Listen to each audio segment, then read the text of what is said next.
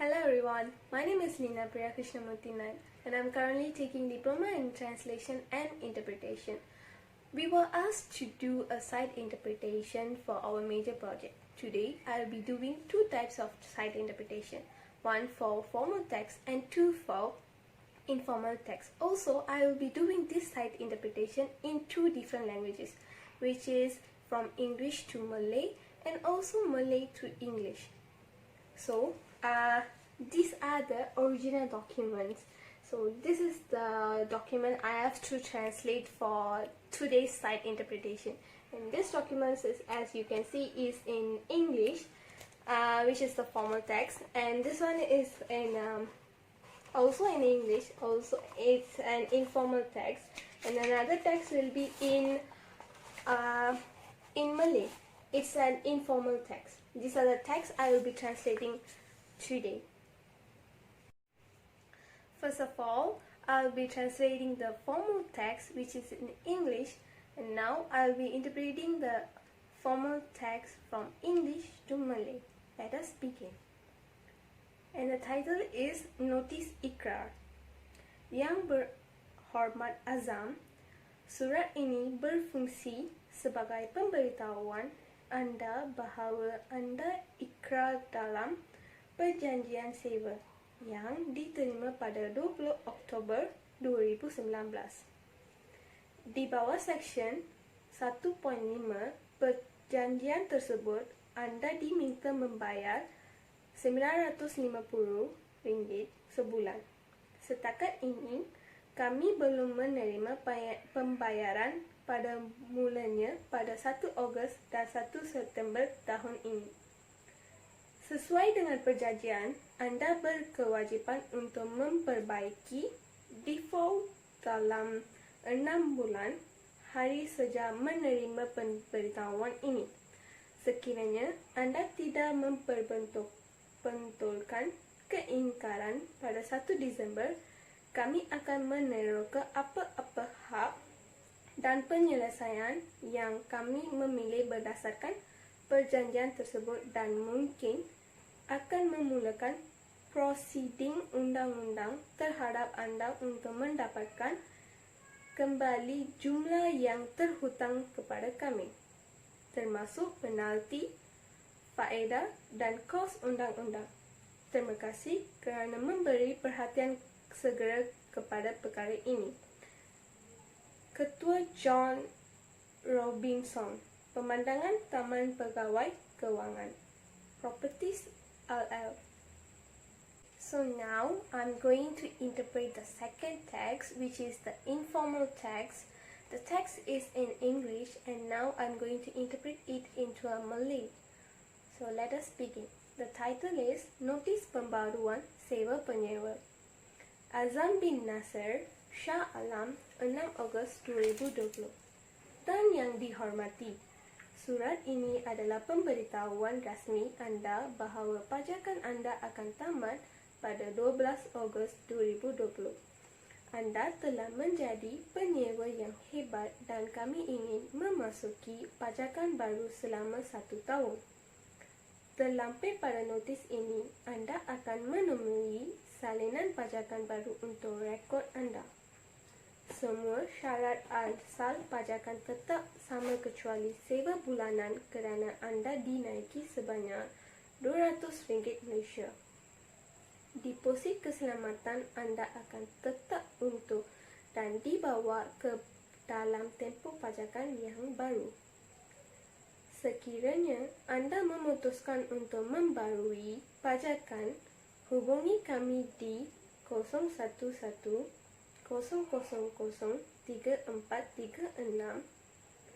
agar kami dapat meneruskan dan menandatangani pajakan baru bersama-sama. Ini mesti dilakukan selewat-lewatnya pada 11 Ogos 2020. Sekiranya anda memutuskan untuk pindah dari pangsa puri ini, sila beri kami notis pembaruan selama 3 hari. Yang mendan penyewa Azam bin Nasir. Okay, now I'm going to interpret the last text of today, which is also an informal text from Malay into English. The title is Parliament, the Supplementary Supply Bill 2019 and 2020 is passed at the policy level. The Supplementary Supply Bill 2019 and 2020 to apply for additional expenses for the 2019 service of approximately around 7 billion was approved at the policy level by the majority vote in the Dewan Rakyat today. A total of 12 MPs took part in debating the bill as soon as it was tabled for the second reading by Deputy Finance Minister Wan Datuk Abdul Rahim Bakri.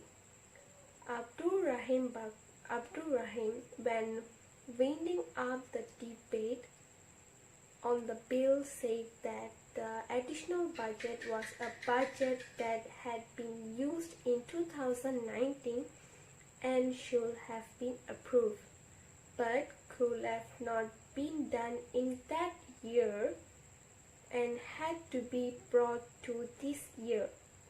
This budget is something that needs to be approved. It is a budget that has been spent by the previous government, and I actually helped YB Bagan, former Finance Minister Lim Guan Eng, to approve this budget, he said.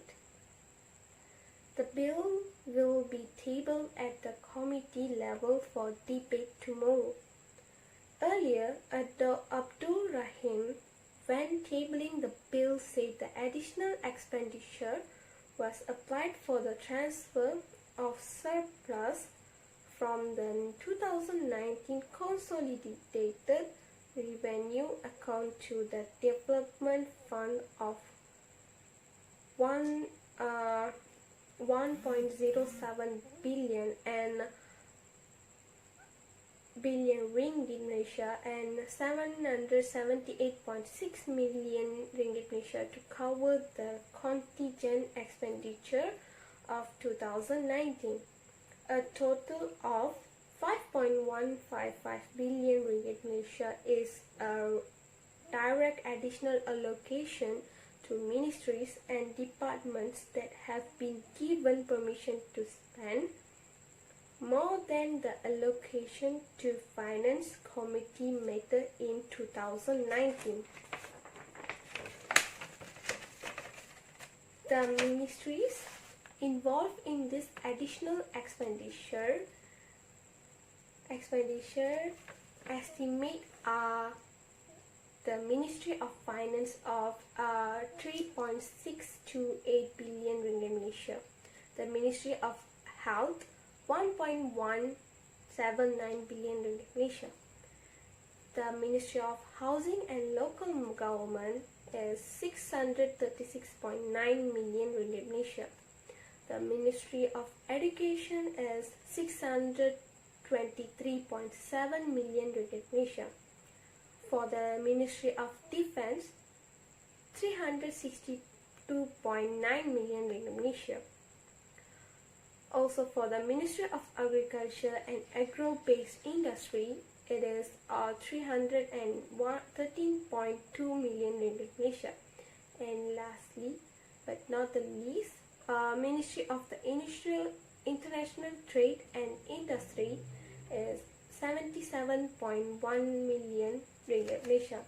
It is also involves the Ministry of Water, Land and Natural Resources, which is 58.2 million ringgit Malaysia, the Ministry of Primary Industries, 40.3 million ringgit Malaysia, the Ministry of Economic Affairs is 39.4 million ringgit Malaysia. For the Ministry of Works is 16.1 million ringgit Malaysia.